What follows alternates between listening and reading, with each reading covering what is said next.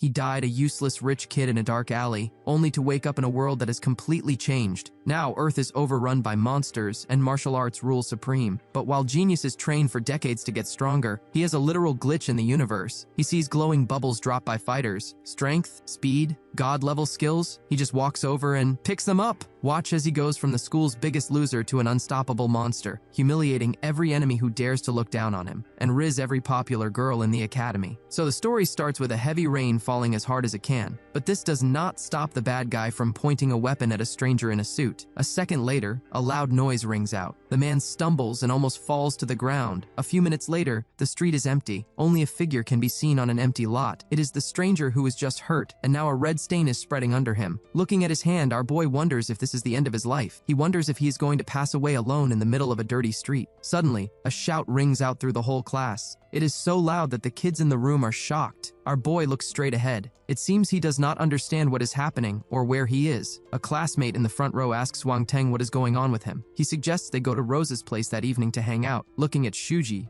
our boy wonders why they are talking to this guy again and why he looks so young. Wang Teng cannot think straight because he remembers exactly what happened to him just a moment ago. He clearly remembers the attackers and lying on the ground. He cannot understand how he ended up in this classroom. Wang Teng still looks ahead in surprise. He wants to say something, but he cannot find the words. A moment later, Wang Teng looks at his clothes and is shocked. It really is him. He picks up his phone and looks at his picture, realizing it is actually true. With his head on the desk, Wang Teng decides that he has been given a second chance, even though it seems impossible right now. Trying to focus, our boy tells himself he needs to act like nothing happened. He tells himself not to let the past happen again. A scared Shuji asks his friend what is wrong and why he is acting so weird. Wang Teng smiles and says there is no need to worry. He says he is just a little tired and will not go with the guys that evening. Suddenly, one of the boys shouts that a girl is stopping some bullies. Realizing something interesting is happening, the classmates start cheering the girl on. They say she is the best and should show her skills. Wang Teng looks down in surprise. He does not remember anything like this happening in his past life. From the classroom window, they can clearly see a stranger handling the group easily. The girl moves with so much confidence that it seems she can defeat anyone in her way. Our boy notices that she has long legs, a great look, and amazing skills. She is a master of combat. At that moment, his friend walks up to him and asks again what happened. He adds that the guy seems distracted and scared. Wang Teng smiles and says he is tired, so it would be better to go home and get some sleep. As he walks down the street, Wang Teng realizes that everything in this world is totally different from his past life. He realizes the world has changed. Holding his phone, Wang Teng decides to read about what is happening now so he does not look clueless. For a moment, our boy stares at the phone before starting to read. He reads that 30 years ago, a portal appeared in the sky, connecting their world with others. Inside these rifts was a power that helped people develop combat strength. Scientists studied this force and found out it is likely dark energy. With its arrival, the Earth changed. Creatures began to adapt to the new reality. Plants grew taller and thicker. Some extinct species came back. Animals also became stronger and their traits improved. Interestingly, some people lost their minds, and no one found the reason why. Scientists started to understand this, which led humans to start training. This led to martial arts becoming popular everywhere. The guy is amazed and cannot believe everything changed so much. However, Wang Teng is interested in what happened to his family. If almost all people are different now, as he walks to the house, he wonders if he can still call these people his parents. Maybe they live somewhere else, and he will be kicked out. Something tells our boy he probably should not go in because everything is different now, but he has no other choice. Wang Teng closes his eyes and stands in front of the door for a while, thinking about his options. Opening the door, Wang Teng dramatically tells his mom and dad that he is home. The woman stands quietly for a few seconds, as if she does not understand. Then she turns around and happily says Wang Teng should clean up because they will have lunch soon. Suddenly, tears fill Wang Teng's eyes. He wants to say something, but he cannot get the words out. Every second, Wang Teng's tears fall harder. Walking down the hall with confidence, our boy says out loud that he is definitely home. A few minutes later, the guy is smiling, even though he is still quiet. Despite this, memories from his life appear in his mind. He remembers his parents and his birthday cake. Now, our boy feels like he is back in that time, because the whole family is sitting at the big table again. Wang Teng sees a childhood photo on the table, which makes him feel good, but something is bothering him. Lying on the bed, our boy thinks sadly about his past life. The Wang family treated people badly and was kicked out because of it. A month later, his grandfather's company lost all its money. After the family fell apart, his father was taken out. Sometime later, his mother passed away because she could not handle the grief. Realizing he has to move forward, Wang Teng decides to keep going. even though his past life was not happy. It was reckless. Wang Teng knew his fear led to his end in that dark and unknown alley. Wang Teng realized he hadn't understood any of this until that final moment. Now our boy feels full of confidence and strength. He leaves his room quickly. He decides the only way to protect his loved ones is to get stronger and tougher. Soon he stands near a large building, though he hesitates to go in immediately. He tells himself he is working towards getting into the best university. A guard at the door apologizes and says they are doing a routine check. Wang Teng notices special runes on the guard. These runes boost strength massively. Even if a martial artist takes a hit to the head, they could still get hurt badly. A few minutes later, Wang Teng stands in the middle of the hall watching someone closely. He walks up to the front desk. The receptionist asks if he really signed up for admission. She says if he is a new student, he should go to study hall number 2. Walking down the hall, he sees athletes who look very strong. One guy is hitting a punching bag, and a computer shows his strength going up every second. Other boys are practicing, fencing, and the system shows their speed improving. Girls are also working out in the gym with great results. Our boy watches in surprise. He didn't expect to see this. As he squats down, he notices something on the floor that catches his attention. He doesn't know what it is, but since he is in a new world, he needs to learn about everything here. He presses a large button. Suddenly, he is shocked by what he sees. Wang Teng can't believe his eyes. It is a machine that tells him his strength is at the starting level. People in the hall watch him suspiciously. Suddenly, he realizes he is on his knees. A girl is standing right in front of him, and he is staring at her leg. Students whisper about the weird guy reaching for the stranger's sneakers. Jumping up, Wang Teng realizes how silly he looks. He tries to make excuses. The scared girl runs away without saying a word. The other guys watch him closely. He realizes they probably can't see the screen floating in front of him, so they don't understand what he is doing. Before he can think more, someone puts a hand on his shoulder. Wang Teng doesn't like this, so he turns around immediately. He wonders if this person noticed his screen. He asks the stranger what happened. Holding out some cards, the man asks if Wang Teng is a martial arts master and tells him to pick a card. Our boy stares at him for a moment. Finally, he picks a card and shouts that he made his choice. The stranger yells at him to stop messing around or he will never succeed. Then, he tells the newcomer to follow him, rubbing a bump on his head. Wang Teng quietly agrees to listen. Looking at the city, he thinks about the training method used here, which is basically a set of radio gymnastics. The bubbles are disappearing, so the mentor slows them down. He remembers meeting a large opponent earlier. Our boy thinks sadly that he just needs to train the right way. Opening the door, Wang Teng tells himself he has leveled up enough. He is surprised he improved his boxing skills and stats so much. Back home, he tells his parents he is tired and wants to rest, but he is also hungry. His mom happily says there are leftover egg noodles for him. He takes a big plate of food. His father, Wang Shinteng, says he was worried because his son came home so late. While eating, our boy explains he is doing martial arts at the Polar Star gym. His father touches his forehead and asks if he is sick, since he never liked martial arts before. The man says he doesn't understand this sudden change. Eating his noodles, the guy says he just wants to try it out. He adds that it might seem hard, but it is actually simple if you have the desire. Wang Shinteng looks at his son silently. Then, the father says he will support him if that is what he wants. He offers to find a good teacher. Our boy quickly says there is no need to that yet. He wants to see if he has talent on his own first. He thinks to himself that a tutor wouldn't be able to see his secret system anyway. With a sigh, the father agrees that the Polar Star is a good place to learn. After eating, Wang Teng stands up and says he will rest now and go back to training tomorrow. The parents watch him leave. They are both lost in thought. The father is very worried, but doesn't want to upset his wife. He tells her that tomorrow he must buy a lot of meat because protein is important for someone who exercises a lot. The next day, our boy goes straight to the gym. He happily greets the guys he met the day before. He knows he will see them every day, so he sees the point in being on good terms with them. A brunette girl he does not know watches him strangely, but she does not say anything. He gathers the bubbles in his hand and tells himself that the early bird gets the prize. After this, Wang Teng decides to check the board. He is eager to see how much his strength has increased. He starts moving faster, telling himself now is the time to find out. A moment later, Wang Teng begins training, and it feels like he can do anything. After he finishes boxing, he decides to run on the treadmill. He runs at maximum speed to see what he is capable of. Finally, Wang Teng stops in the circle that measures power. Numbers appear on the screen. Looking at them, the guy is upset. He realizes his current strength is still at a low level, which matches his body type. His speed is also low. He feels down because he has no idea how to improve it. However, a moment later, our boy decides that a bad mood is no reason to stop. He believes that if he works hard, he can achieve what he wants. The brunette watches Wang Teng and wonders if this is the same strange guy she met yesterday. She decides he might be crazy, so it is better to stay away from him. Wang Teng does not seem to care because he has a different goal. He looks closely at his screen, thinking about what to do next. The girl is surprised when he suddenly reaches for a sword. She realizes he is planning to learn how to use it. Our boy remembers he found a copy of the Shadow series skill, so he decides to use the blade. A few seconds later, our boy is cutting through the air like he has done it hundreds of times before. Watching him, the brunette asks her friend if this is the same guy who was doing basic exercises yesterday. Wang Teng does not know what they are saying and just focuses on his task. A few minutes later, the guy puts the sword back in its case. The people watching are confused. They ask each other if he is done already. They think something is wrong with the stranger because he practiced with the sword for a moment and then went back to boxing. They think he is weird. At that moment, a man turns to the crowd and asks why they are standing there instead of training. Pointing to our boy, the girl asks Peng what kind of monster he brought in. She is shocked that he started boxing right after holding a blade. Wang Teng ignores everyone and focuses on the punching bag. The surprised man stops to watch Wang Teng. He pauses, realizing he should say something. Smiling, our boy turns to his teacher and says it is good to see him. Wang Teng does not like being too formal, so the man says the boy can just call him Brother Peng. Peng explains that he came early to study harder. He says he is over 20 years old and wants to improve his level. He adds that senior masters will arrive today, and our boy can ask them for help. Wang Teng says he likes his mentor and thinks he is a wonderful person. He thinks to himself that now is the best time to build trust. Suddenly, Wang Teng turns to the girl. She blushes, but Wang Teng asks her if she believes in fate. The girl stutters and tries to say something. She is confused about why he is asking such strange questions. It seems our boy wants to say more, but he doesn't know where to start. Silence fills the room. The surprised girl just looks at him, holding a book tight. Taking the book from her hands, our boy says loudly that he notices she is practicing the great palm technique. He says he wants her to teach him. Her friend realizes something might happen and tells the girl not to rush with an answer. At that moment, our boy shouts that he has a lot to do and runs ahead. Wang Teng hears a question about whether he is leaving, and he replies that he is going home soon. Looking at his screen, Wang Teng sees that he has reached an average skill level. In the evening, our boy eats a big meal as usual. He knows he needs to eat to get his energy back. His mother tells him not to rush since there is enough food. She says no one is going to take his plate away. Answering his parents, Wang Teng happily says the training went well. He adds that one of the boys complimented him and said he was talented. The father decides to encourage his son. He tells him to study and not worry about anything else because they have enough resources. Wang Teng decides he is no longer a beginner. He thinks that when he becomes a high-level master, he will show everyone. But for now, it is better to keep quiet so people don't think he is making it up. The guy is about to think about something else when his phone rings. His cheerful friend says they are already at the Rose Bar. He says they missed their friend and asks him to join them soon. As he leaves, our boy hears his parents saying he has been studying all day, which is good. They just ask him not to come back too late. Soon, Wang Teng arrives at the bar where his friends are. Standing at the entrance, he feels the place is familiar. After the Wang family disappeared, he never came here again. Wang Teng remembers how Shuji once shouted about family trouble. Back then, Wang Teng just brushed it off and said they should keep having fun instead of worrying. But now, everything is different. Wang Teng knows he must act differently with this second chance at life. Walking in, he hears his friends calling him. He notices Bai Wei smiling at him. He walks up and jokes that they are early, even though they say he is late. Wang Teng smiles and says the fun can start now that he is here. Since he arrived last, he pours himself a penalty drink. Yu Hao explains that his father recently caught him practicing martial arts, but he still managed to sneak out. Then, Yu Hao boasts that he is now a low-level master. The friends are impressed, because he is usually the only one with such good results. They joke that if anyone bothers them, Yu Hao will protect them. Bai Wei grabs our boy's arm and says he should have a drink with her. Wang Teng smiles and asks what she wants. Before she can answer, something strange happens. The boys turn their heads toward the door. A drunk guy is sitting on the floor, humming loudly. While the girl complains she is bored, Wang Teng asks about Zhenghua. Shuji angrily says Yuan is always following Li Cheng around like a puppy and has no time for them. Our boy defends him, saying everyone has their own goals. After another drink, Wang Teng says it is not worth talking about people like that. Suddenly, a stranger with a bottle notices their table. He walks over, leans on the sofa, and touches the red-haired girl's hair. He boldly asks Bai Wei to leave with him to have some fun. Yu Hao grabs the man's wrist and asks what he's doing. The stranger refuses to answer and hits Yu Hao, making him stumble. The troublemaker angrily asks if anyone else wants to stop him. He steps toward the others, acting like he owns the place. Yu Hao tells our boy that this man is a high-ranking martial artist, almost at the mid-level, so he cannot beat him. The stranger mocks them, calling them weak. Suddenly, Wang Teng turns and punches the guy with so much force that he flies across the room. The stranger lands on a chair, unable to speak. Wang Teng walks up and says the guy cannot even throw a proper punch, yet he acts like a winner. His friends look at him in surprise. They don't know what to say. Wang Teng says attacking his friends is unworthy. The opponent gets angry and jumps up to attack. Wang Teng blocks the hit easily, showing he is much stronger. He strikes again, sending the enemy flying into the wall. The system notifies Wang Teng that he gained points for strength and speed. Trying to get up, the opponent mutters something about a mid-level master. He can't believe our boy is this strong. He asks who Wang Teng is and threatens him. Standing over him, Wang Teng says he is not afraid. He lies and says his name is Li Cheng. He tells the guy he has 30 minutes to call for help. The stranger runs away, shouting that he will make them pay. Suddenly, our boy hears laughter behind him. The girl says he cleverly blamed everything on someone else. She notes that if the real Li Cheng finds out, he will be furious. The friends admire Wang Teng's strength, but he says they never asked him about it, so he didn't tell them. His friend shouts that since he kept secrets, he has to pay for the wine. Suddenly, Bai Wei steps in and hits her friend on the head. She shouts that if he doesn't stop acting stupid, she will teach him a lesson he won't forget. The managers, who hid when the conflict started, see the group leaving. They don't plan to stop them. One manager notes that Wang Teng has an average skill level and clearly has a complex background. He decides that the drunk guy, Gang Bao, was looking for trouble, so it was his own fault. The manager decides he definitely needs to tell the boss about this. Later at home, Bai Wei texts our boy to ask if he made it back safely. He replies that he is fine, so she shouldn't worry. However, something is bothering her, and she cannot fall asleep. She keeps remembering the moment at the bar when Wang Teng proudly said no one should dare touch his friends. This thought keeps her awake as she tosses and turns. The next day, our boy arrives at the sports club early. He is surprised to see other guys already working out. Smiling, Wang Teng whispers to himself that he won't be outworked, hinting that he plans to train even harder. Out of habit, he loudly greets everyone he sees. The brunette watches him and thinks he is acting strangely again. Meanwhile, Wang Teng looks at his screen and thinks he has achieved good results. He knows stronger people train on the second floor, so he decides to go check it out. Suddenly, the brunette stops him. She explains there is a rule that low-level masters are not allowed on the second floor. Smiling, Wang Teng thanks her for the info but says he already knows. She is shocked and talks about how he only joined a day ago but acts like a master, while people downstairs talk about how you can't learn everything in one day. Wang Teng opens the door upstairs. He looks inside to see who is there. He decides this is the perfect place for him to study. He starts running, shouting that he will show what he is capable of. A large man shouts angrily at him, asking if he is tired of bothering him. Our boy asks if he is training alone and says he will keep him company. The stranger doesn't like having someone run with him. He proposes a competition. If Wang Teng loses, he must leave him alone. Wang Teng smiles and adds a condition. He says if he wins, the large man must recognize him as his older brother. The man agrees, thinking the boy is dreaming. He picks up speed, shouting that it will never happen. Not much time passes before the large man is sitting on the floor, completely out of breath. Our boy stands over him. The man is shocked that the boy is so fast and skilled, as if he has been doing this for decades. Wang Teng offers a hand to the loser and asks if he is ready to admit defeat. The stranger grabs his hand and calls him older brother. He realizes the competition was fair. Hugging the large man, Wang Teng explains it is a win-win situation because he will cover for him in the future. The stranger is confused, but the guy thinks to himself that he is building important connections. Turning around, our boy tells everyone else that they can train with him too. As he walks away, rumors spread that Wang Teng is crazy for starting from the first floor so quickly. People want to know which family he comes from. He waves to his new acquaintance and goes to compete with other guys. The new friend doesn't really know our boy, but he also thinks there is something wrong with his head. Wang Teng has no plans to stop. He wants to improve his skills as fast as possible. He sees a clear goal. He understands that thanks to his system board, he can monitor everything. Studying his stats, he sees he has almost reached the level of a high-level student. Thanks to a glitch in the system, he is growing very fast. He realizes he must rely on this second chance at life. Walking away, he says out loud that since he was chosen, he needs to sort everything out. The next day, sitting in the dining room, Bai Wei asks her friend what is going on with him. Lately, he has been busy even on weekends. Wang Teng replies that he is just busy with work. Suddenly, everyone stares at the entrance. They can't believe their eyes. Zhenghua walks in, and he looks terrible, covered in bandages. Surprised, Shuji confirms it is really him, though he has no idea what happened. All the friends looked at our boy, suspecting he was involved. Wang Teng quickly raises his hands and tells everyone to calm down, saying he had nothing to do with it. The injured guy turns to the group and asks angrily why they are laughing. Our boy's friend honestly says that looking like that, he definitely can't talk about being handsome. Zhenghua didn't wait. He started the conflict right away, saying the guy would pay for his words. The scared Shuji thought he was about to fly off his chair, but he saw a hand quickly stop his opponent's hand. It was our boy, who calmly said there was no need to be upset because Wang Teng probably made a mistake. The attacker tried to pull his hand back, but he couldn't. He realized his wrist was being held tight, so he started shouting to be let go. Wang Teng smiled and said he would do as the man asked. A moment later, the guy flew back because Wang Teng let go so suddenly. While the bad guy tried to complain, Wang Teng said it wasn't his fault since he only did what he was asked to do. As they ran away, the guys shouted that they would not let this go. They told our boy to come to the martial arts hall after class to test their strength. The friends immediately asked their comrade if he would really go to the hall since the guys were very strong, but he replied calmly that they probably didn't hear him right because he never promised anyone he would come. After some time, our boy was in the classroom talking to someone, but he didn't finish because a man shouted loudly that he knew they were making fun of him. He said they would have to fight in the classroom because there was no other place. Bai Wei saw Li Cheng and told him not to be reckless. She said no one needed to fight. Our boy put his hand on the girl's head and told her not to worry because the result would be the same.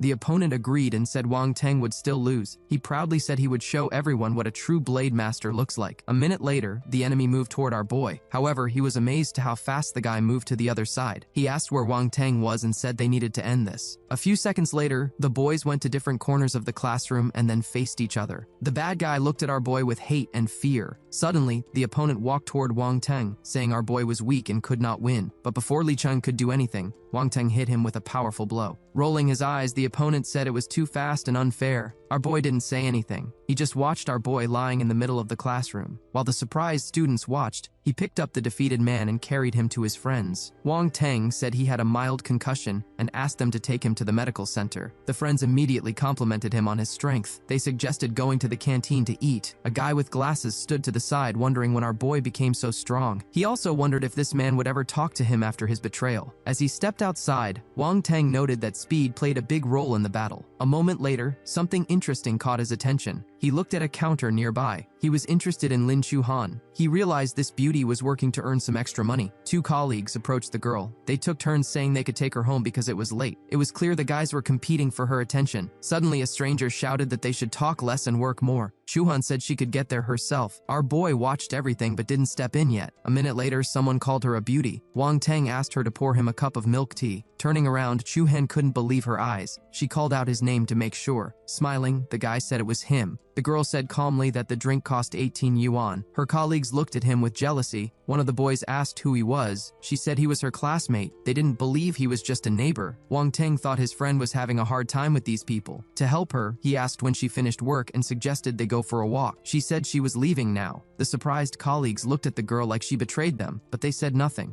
Wang Teng happily said he would walk her home. Standing on the street next to her bicycle, the girl thanked Wang Teng and said she would go on her own now. Wang Teng looked at her and couldn't look away. He pulled himself together and said it would be better if he took her home, just in case. A second later, she tossed him a helmet, hinting it was time to go. However, Chuhan asked if he wanted to ride her bicycle. An awkward silence followed. They just looked at each other. Our boy put the helmet on her and said they should go since it was getting dark and they had to get up early. He decided to ride the bike with the girl on the back. He told her to hold on tight because he was riding fast. Her colleagues watched from around the corner. Suddenly, Wang Teng spoke to the two, leaving them shocked that they had been noticed. Wang Teng says that next time, the boys should use her full name, not just her first name. Walking through the city, he jokes about how he helped her handle those two guys. He asks how she plans to thank him. Chuhan says calmly that she will help him with his college exams. She adds that this is why they sit at the same desk. Wang Teng stutters. He was expecting a different answer. A few minutes later, she stops and says she can get home from there. As she walks away, he shouts and asks her to check the basket on the bike. She is surprised to find a drink inside. She tells him it is his milk tea, but he says it is for her. He claims he hasn't had that drink in a long time because he doesn't like the taste. She is surprised because she remembers him drinking it at school last week and saying it was delicious. Wang Teng says quietly that he was just joking. He says she should go home now since it is dark. Chuan notices he has been acting strangely lately, like a different person. He watches her leave, thinking they will see each other tomorrow. Our boy looks happy, but suddenly, his mood changes because he hears a loud noise nearby. Wang Teng becomes alert. The bad guys in the alley are not moving. They seem to be waiting for something. Finally, one of the leaders notices him and thinks he looks like a martial arts student. They feel there might be trouble with him. One of them turns around and watches him closely. Time seems to stand still as they look at each other. The boss says the authorities will arrive soon and they need to take the boy hostage. Wang Teng runs away. To stop him, they fire a warning into the air. The guy freezes. The villain tells him not to run but to come to them, raising his hands. Wang Teng asks them not to hurt him because he can be useful. He thinks he needs to stay calm. However, the boss hits him hard. They drag him into the van and shout to leave quickly. They push him into the car roughly. The leader shouts to leave because they can hear sirens in the distance. One criminal complains about being out of breath, even though he didn't carry the hostage. Wang Teng says he is just an ordinary person, but he thinks to himself that now is not the right time to escape. Suddenly, the driver shouts that the police are behind them. The boss says they need to lose them. The partner says they are under attack. The criminals hold Wang Teng out of the window and say they will hurt the hostage if the police keep following. The boss and his partner start using their weapons, using the guy as a shield. For several minutes, loud noises come from all sides, and the criminals manage to escape. Our boy realizes these bandits even took out the police. He knows the chase is over, but now he needs to deal with these bad guys himself, or he won't survive. In the suburbs, they order him out of the car. Walking through the forest, one guy says there is a hardware store nearby where they can hide. Wang Teng thinks to himself that they are distracted. He knows he has only one chance. Our boy knows these are bad people, so he doesn't feel guilty about what he is about to do. The boss warns everyone about a ditch ahead. Suddenly, they hear a noise behind them. They look back and see the boss lying on the ground, defeated. The bad guys look at each other and ask where the boy is. A moment later, Wang Teng pins another opponent down with his foot while watching the others. The guys realize something is wrong with this teenager. They want to deal with him quickly so they can escape. However, Wang Teng moves incredibly fast. While they use their weapons where he was standing, he appears behind them instantly. One of the villains screams in surprise. Our boy managed to get close very fast. He knows he has to defeat them all. Hiding behind a tree, Wang Teng hears the opponent telling him to show himself, but he waits. He hears the villains complaining that they are out of ammo. Realizing it is time to act, our boy jumps out from the bushes. He heads straight for the kidnappers. He grabs one assassin and slams him face first into the ground. The bad guy looks at Wang Teng with horror, realizing they made a mistake. Wang Teng watches the man, knowing he will catch him. A moment later, they are shooting at each other. Our boy sees a bullet meant for him hit a tree instead. Looking at the defeated villain, Wang Teng tells himself it is over, but he feels sick. He wants to leave this scary place. Just as he starts to move, he sees a light and hears a noise. Crawling out of the bushes, the surviving villain says this is a shame. He watches our boy, trying to gather strength. A minute later, another shot rings out. This one seems like it will hit its target. Wang Teng stands still, angry at himself for almost failing. He realizes if the villain hadn't missed, he would have died like in his past life. He shouts in anger. He tells himself to stay calm and not get upset. Standing in the forest, Wang Teng takes a moment to collect his thoughts. Finally, he approaches the gun and picks it up carefully with a napkin. While wiping it, he thinks about how he didn't know there was another weapon. The police probably won't know about it either, so he can use it. A few minutes later, officers arrive and examine the scene. One officer says all the criminals are gone except for the student. Our boy sits near a tree shouting for them to stay away. He says he didn't want to do this. The officer says the student is in shock and it wasn't his fault. He says they will question him later. The next day, everyone is in class. Wang Teng sits at his desk, improving his mental skills instead of combat ones. He decides knowledge is useful too. He realizes the system can track learning abilities, so he wants to understand how it works. Shuhan sits next to him, watching him closely. She doesn't ask questions, but she thinks he is acting even stranger than before. Wang Teng notices her looking and asks if something is wrong. Instead of answering, she turns away quickly. Wang Teng is confused. Blushing, the girl scolds herself for feeling like she is falling in love. She is afraid of this feeling and doesn't want him to know. She tells herself to control her emotions next time. Suddenly, Shuji calls out to our boy. He asks if Wang Teng wants to go to Joe's party this weekend. The guy smiles and says he plans to go to the martial arts hall instead. A moment later, Bai Wei grabs his shoulder. She calls him boring. She says he needs to balance study and rest, so he should come to the party. Embarrassed, he agrees to go since all his friends will be there. The weekend comes quickly, and Wang Teng is at the girl's house. He feels bored and thinks he shouldn't have listened to his friends. Socializing is more tiring than training. Entering the hall, the girl apologizes for keeping everyone waiting. She smiles, but everyone is focused on how beautiful she looks. Shuji says Miss Zhou is stunning. Everyone notices Li Cheng, but Wang Teng's friends don't know why he is there. Wang Teng tells his friend to eat his chicken quietly because Li Cheng gets along with everyone. Suddenly, the girl turns to our boy. She says she doesn't know him, but wants to know which family he comes from. Wang Teng says he is just an ordinary guest. A stranger whispers to her that he is the 5th young master of the Wang family. Smiling, she says she understands now, noting he is the youngest. A few minutes later, she announces the main event. She asks everyone to go to the hunting grounds. She has a special gift for whoever catches the most games. Our boy wonders if this is a coincidence since he recently unlocked the shooting skill. Outside, he is told the Zhou family has unique weapons. When he asks where Bai Wei is, he learns she is playing with a water pistol and won't join the hunt. A few minutes later, a man shouts that he hit a target. He tells Wang Teng the prey was almost invisible, but he still hit it. Our boy smiles and says says they might find something more interesting deeper in the forest. Suddenly, his eyes widened. A small fox runs toward him as fast as if it were being chased. Wang Teng stands in the animal's path, not knowing what to do. The fox knocks down one of the participants and keeps running.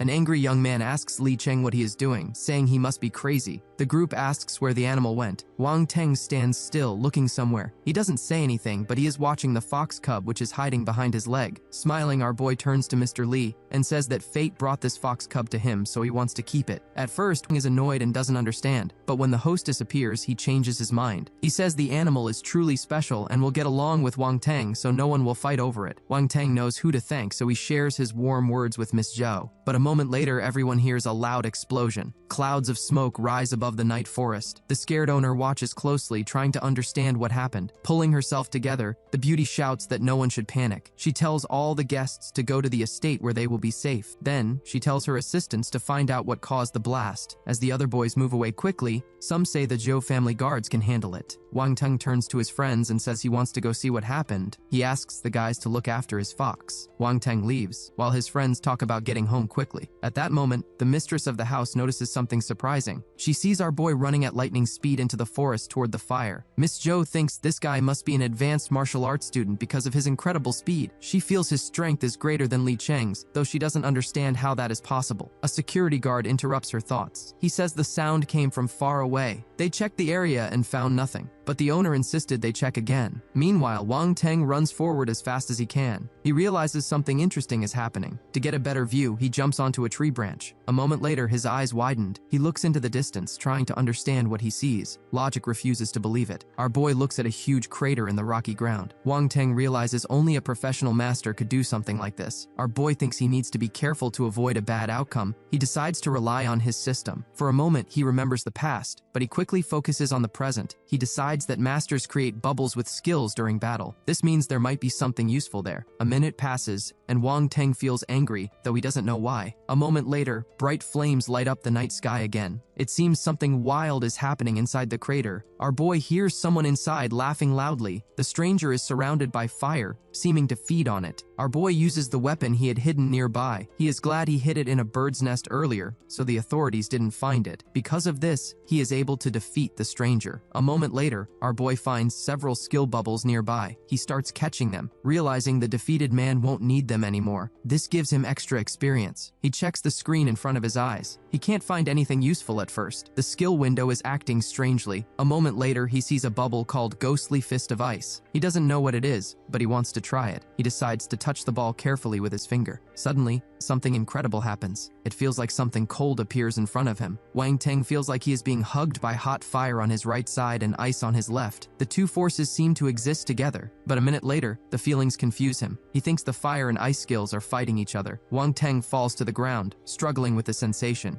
Raising his head, Wang Teng decides to take the risk to see what happens. Suddenly, the power of ice and fire becomes stronger. Sighing heavily, our boy realizes his risk was worth it. Looking at his right hand, where the fire is, Wang Teng sees the system is working well. Far away, the Zhou family guards watch the flames erupting from the crater like a volcano. The force of the explosion knocks one man's glasses off. He tells his colleagues he has no idea what is happening, but it looks supernatural. They realize it is a dangerous situation. Some time passes, and Wang Teng walks quickly toward the cottage. He opens the door confidently but pauses. He looks ahead intently. The guests are so busy discussing something that they don't even notice Wang Teng entering the living room. At that moment, our boy's friend walks up to him. He doesn't say anything but stares at Wang Teng so intensely that Wang Teng wonders what is wrong. But before they can talk, the guests start clapping loudly. The hostess announces that Wang Teng doesn't talk much about himself, but since he is an advanced martial arts student, she stops mid-sentence. Walking closer, the girl asks him what he found out since he was gone for a while. Shuji whispers to Wang Teng that Miss Zhou told everyone he would explain what happened when he returned. Wang Teng says loudly that he understands, but he thinks to himself that it was risky to reveal anything. He says Miss Zhou is just joking. He claims he is just an ordinary student with no special skills, unlike her bodyguards. The girl suspects something. She asks where he was for so long, even after her help arrived. Laughing, our boy says it doesn't matter. He says he only left to satisfy his curiosity. He claims he didn't find anything but made it look like a fight between martial artists. He mentions that the area around the explosion was burned, which everyone probably knows. Wang Teng thinks to himself that he created the fire, so he would be in trouble if the truth came out. He insists that is all he knows. He says since her bodyguards found the fire, he decided to return. He remembers the guards asking where the fire came from. He knew it was important not to leave evidence. To make his story convincing, he sighs and says he was shaken by what he saw, so he went for a walk. In reality, he hid the secret weapon in his motorcycle to avoid being caught. He sighs again and tells everyone he is telling the truth, even though he is hiding details. Miss Jo interrupts, saying she is not an ordinary person who will accept such a simple explanation. Our boy says if she doesn't believe him, why ask? He adds that he can take a lie detector test if she wants. The girl comes closer and suggests they go back inside, as it would be rude to continue this conversation in front of guests. Shuji realizes the conversation is getting tense. He tells his friend they can leave. Bai Wei asks Wang Teng for a ride home on his motorcycle since she doesn't have one. He agrees. Later, lying on his bed at home, Wang Teng tells himself it was good he went into the forest. He is happy because he gained access to many things and found a valuable treasure. He knows the weapon is worth millions. He remembers his father gave him a few million, which he wasted. He realizes his father was poor and ambitious back then. While packing a bag, he looks at his fox cub lying on the bed. Holding an egg in his hand, he thinks this is the item the masters fought for. He doesn't know why it is so special. He admits he has no special talent. Without the system, he would never have become a martial arts student. Looking at the board, he wants to learn more about it. The next morning, Wang Teng wakes up early. He has a lot to do. Putting on a sweater, he says he slept well. He runs to school and is glad he arrives on time. Standing at the classroom door, he is surprised that all the kids are looking at him. Suddenly, his classmates thank him, saying he helped them get a unique opportunity. He has no idea what he did. A classmate explains that the Ministry of Education changed the rules for martial arts exams. Now, intermediate students can participate too. They think Wang Teng told them about this in advance, so they wouldn't be scared. He doesn't know what they are talking about since he never said that, but he decides to play along. He walks to the middle of the class and shouts about what a blessing it is. He asks his friends not to forget him when they succeed. Sitting down, he tells himself they are too optimistic. He asks Chuhan if it is true she is a mid-level master. She doesn't answer. He says she has been reading a lot about martial arts, which is a sign she should try it. She is embarrassed but thanks him politely. He looks at her with kindness. He thinks she is young and innocent. Picking up his pen, he decides he should match her effort. He piles up books next to him and yawns loudly, surprising a classmate. Later, walking down the street, he thinks about meditating. He wonders if it is worth it, since boring lessons make him fall asleep faster. Then he remembers the egg. He decides to go to the pet store to see if something will hatch from it. Suddenly, someone shouts for everyone to look, though the guy doesn't understand what they mean. Wang Teng turns around and sees a stranger standing nearby, frozen in place. He wonders why. At that moment, our boy feels large feathers falling on him. Suddenly, he notices a huge, scary bird hovering right above his head. It looks like it could easily pick him up and carry him away. Wang Teng thinks with horror that this is a real monster. He has no idea what to do. Confused, he decides to scream loudly to scare the bird. He screams at the top of his lungs. It works for a few seconds, and the bird falls back. However, he knows it will come back, and he has nowhere to run. A second later, our boy jumps up and runs the other way. The bird is not ordinary. It starts breathing fire and could easily burn anyone. Wang Teng knows he needs a plan. Until then, he runs as far as he can. He doesn't understand why the huge bird is chasing him and ignoring other people. Just then, the creature catches up and appears in front of him. Running away, Wang Teng asks the bird what it wants. Suddenly, Wang Teng remembers the egg in his bag. He realizes that must be the reason. He shouts loudly that he did not steal the egg. Stopping, the guy shows the bird what is in his bag. He says he will give the treasure back, but only if the bird stops chasing him. Looking ahead, our boy knows he has to come up with something. In reality, he doesn't want to lose the valuable item he found. But then, something unexpected happens. Someone shoots an arrow at the bird. Wang Teng asks a passerby who did it. The passerby says the savior is part of the city guard, so he must be strong. Wang Teng wants to ask more, but he notices a bubble on the ground. He thinks it is interesting that monsters drop items like this. He wonders why the bubble is empty since the man defeated the bird with one hit. He thinks the reward should be bigger. At that moment, men in suits tell everyone to stay back for safety. They say they will clean up the city quickly. Our boy knows about the city guard. They are a special group that protects cities. Most of them have strong martial arts skills, but he is more interested in the mysterious egg in his bag. Later, sitting at home, Wang Teng wonders about the spiritual power skill he received. He doesn't know how to use it yet. Suddenly, he feels a change. It feels like he is wearing colored contact lenses. He checks his phone to read about it. Looking at the egg, he realizes spiritual power is the name of the fire energy around the item. He wonders if this skill can help him see hidden talents. Realizing it is possible, Wang Teng is happy. Now he can see how strong other fighters are. But a moment later, he grabs his head. He feels dizzy. He realizes that spiritual power uses a lot of energy, so he cannot use it forever. Later, running through the forest, he thinks about how useful this skill is. Suddenly, he feels someone chasing him.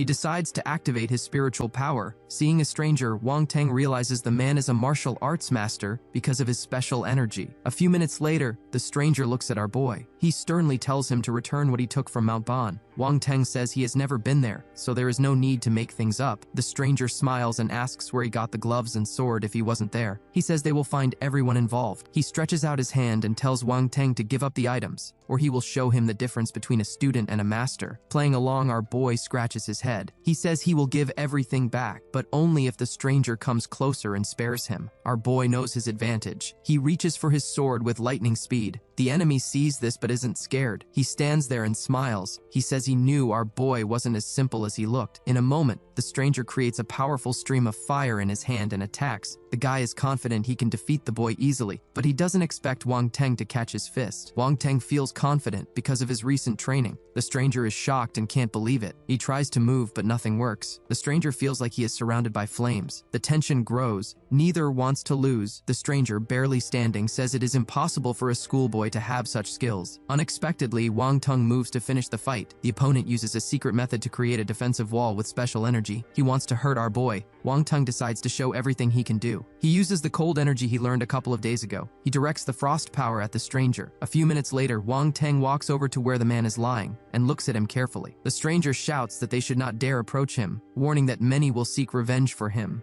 Kneeling down, our boy looks closely at the bubbles on the ground. Sighing heavily, our boy says out loud that he somehow managed to defeat the martial arts master. He picks up an earth element bubble. He realizes this is another new skill. He adds that he is moving faster toward becoming an all-powerful martial artist. He thinks to himself that this world is dangerous. He wonders if there is a way to use both powers at once. Later, sitting in front of his computer, our boy reads a notification. His custom-made weapon storage case is ready. Overjoyed, Wang Teng says this is great news. Now the sword and gloves he found will be safe, but a second later, he sighs heavily. He says this is another big expense for his small budget. A moment later, he looks at the screen in surprise. The system asks him to enter his martial artist ID. He has no idea what that is. Our boy grimaces and complains. He says something is wrong with the store. He adds that they should send the goods first before asking for personal information. The store manager messages him, saying he needs to go to the Martial Arts Association to get a certificate. He explains that if Wang Teng has a special weapon, he just needs to provide his ID number, and the order will be delivered. The next day at school, our boy learns that classes are canceled. However, no one is leaving yet. Wang Teng sits in his place silently. He looks at his neighbor, who is busy reading. The girl blushes. She has no idea why he is looking at her like that. She wants to defuse the situation but doesn't know how. For a moment, the beauty looks closely at her classmate. His gaze shows confidence and inner strength. Suddenly, Wang Teng stands up and turns to his friend, surprising her. Chuhan asks why he called her. She wonders why he is getting close. Finally, Wang Teng leans close to her ear and begins to whisper. He explains that he needs to go to the Martial Arts Association. He asks her to cover for him if the teacher returns. Jumping up from her seat, the class monitor asks loudly why he is skipping class again and why he needs the association.